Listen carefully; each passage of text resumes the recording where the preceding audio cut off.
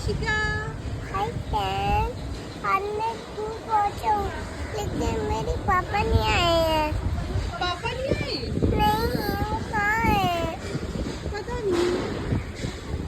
आज आप स्कूल क्यों गई थी? ये देखो निशिका ने कितना सुंदर गणेश जी बनाए हैं। ये आप सैड क्यों हो?